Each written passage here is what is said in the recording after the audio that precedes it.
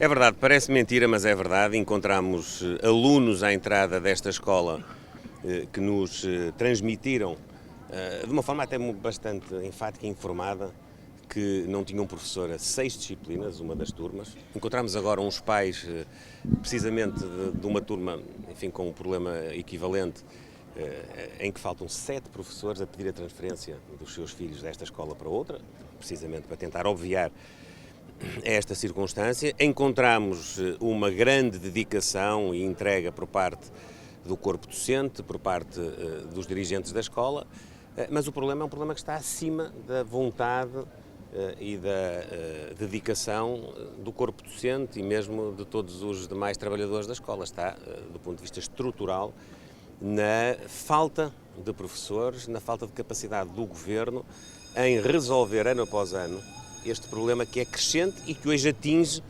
quase 100 mil jovens estudantes. Não vale a pena negar a realidade, tapar o sol com a peneira, porque nada melhor do que a espontaneidade dos alunos para nos transmitirem exatamente aquilo que sentem. Para resolver esse problema, há coisas mais estruturais a fazer, como sejam atrair jovens para a via do ensino nas nossas universidades, para se formarem mais professores, valorizar a carreira do professor, dar qualidade, exigência e autoridade àquela que é a sua tarefa e também ter depois políticas complementares, como por exemplo a Câmara de Lisboa tem, de auxílio ao pagamento de rendas para aqueles professores que têm uma taxa de esforço no acesso à habitação que supera os 30% do seu rendimento. Neste caso é uma política municipal, mas é uma política municipal que pode e deve ser estendida a todo o país e, naturalmente, coordenada pelo Governo.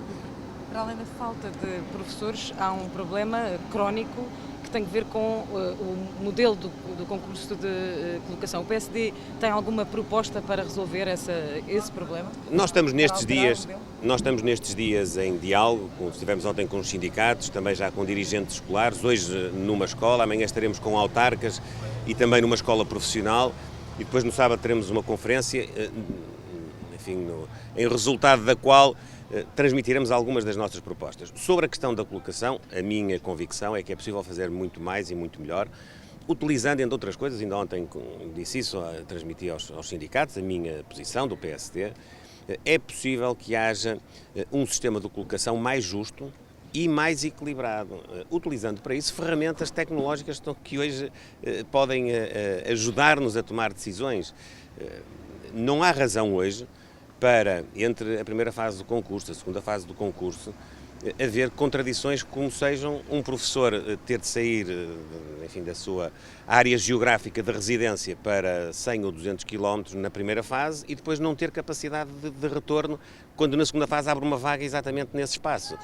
Isso pode ser feito utilizando todas as ferramentas digitais, até a inteligência artificial, para, de uma forma automática, o sistema conseguir colocar de uma forma mais próxima as pessoas da sua área de residência. Para isso é preciso atender a uma coisa também, todas as decisões têm prós e contras.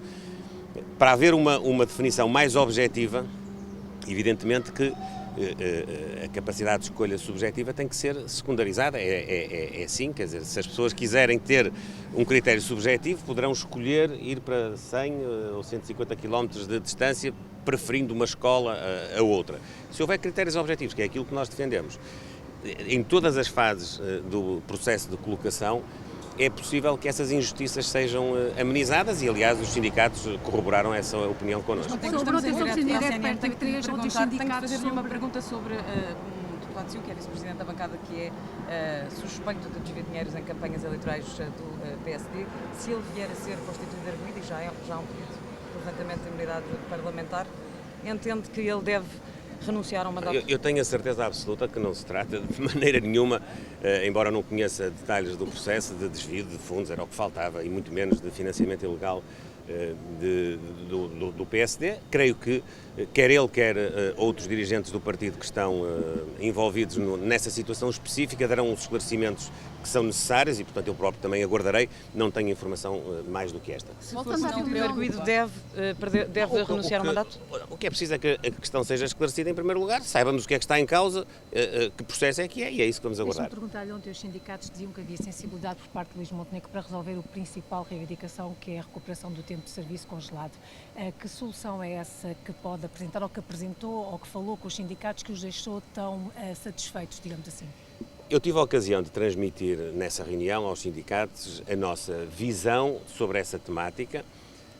Mais de um ano depois de ser investido nas funções de Presidente do PSD, tenho hoje muito mais informação e também, confesso, reflexão para poder tomar uma posição. Nós não somos governo, não temos os mesmos elementos de análise para decidir, mas não vou ficar eternamente à espera que o governo disponibilize os elementos e os dados que nós reiteradamente temos pedido. Portanto, nos próximos dias, também em função desta reta final de reflexão que estamos a fazer no terreno com as pessoas, eu darei nota daquela que é a nossa posição sobre esse tema. Se fosse com o PSD em 2019, não faria aquilo que aconteceu no Parlamento, juntar-se ao PS para travar este processo? Se fosse Presidente do PSD. Eu estou virado para o futuro, estou a assumir esta função hoje com o espírito da missão que nos cabe enquanto principal partido da oposição de escrutinar o governo, mas sobretudo projetar e que os portugueses percebam quais são as nossas prioridades. Nós não podemos todos dizer que é tudo prioritário, porque senão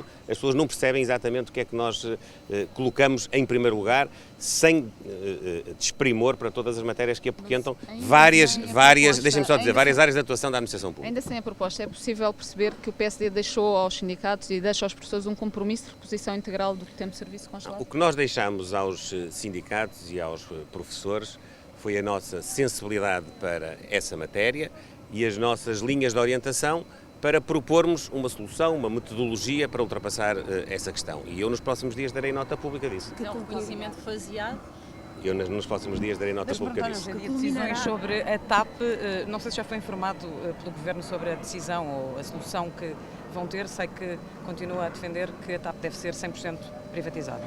Eu não tenho rigorosamente nenhuma informação do Governo sobre esse processo e aguardo com a mesma expectativa que qualquer português a decisão que o Conselho de Ministros vai tomar, evidentemente que não deixando de registar que o Governo chega hoje ao ponto em que estávamos em 2016. Portanto, nós estivemos estes 8 anos, ou quase 8 anos, a perder tempo, e por isso é que eu tenho dito e repetido que este Governo é uma perda de tempo.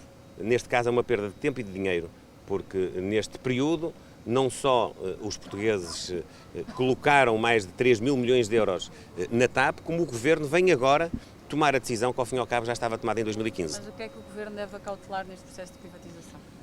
Olha, se seguir as linhas de orientação do processo de privatização de 2015, e eu convido os senhores jornalistas, mesmo não sabendo nada, a poder comparar os termos da privatização, já estão acautelados os interesses estratégicos, nomeadamente de manutenção do hub em Lisboa, de manutenção de rotas que são estratégicas para a nossa economia, para a nossa sociedade. Nós veremos o que é que está no caderno de encargos. Há uma certeza que eu tenho, ninguém vai inventar a pólvora neste processo. E tenho a certeza absoluta que o processo de privatização que vier agora a ser encetado, naquilo que são as suas linhas essenciais, não há de divergir muito do processo que foi construído, concebido e executado, começado a ser executado, em 2015, mas isso veremos, estou apenas a dizer aquilo que é o meu instinto, visto que, como digo, não há aqui segredos, aqui o que há é uma decisão que era preciso tomar, saber se a exploração da atividade de uma empresa como a TAP deve e potencia mais o interesse do país estando a ser gerida pelo Estado ou por um operador privado. Nós achámos sempre que era um operador privado. O Dr. António Costa e o Partido Socialista, umas vezes acharam que sim, outras vezes acharam que não. Umas vezes acharam que o capital devia ser privado em parte, agora parece que acham que pode ser também na totalidade. Enfim, este zigue-zague já custou muito dinheiro e muito tempo aos portugueses. Não tornou a companhia tão competitiva como ela podia estar hoje se esse processo de privatização em 2015 não tivesse sido interrompido. Isso é uma responsabilidade que cabe aos portugueses atribuir, no meu, enfim, modesto contributo. Acho que qualquer português percebe que o país perdeu muito com o zigue-zague do Dr. António Costa e com aquilo que eu já designei no verão do ano passado como um crime político e financeiro, que foi aquilo que se fez na TAP nos últimos anos. Privatização total. O PSD prefere a privatização de 100% do capital nos termos que nós tínhamos decidido, que era em fases.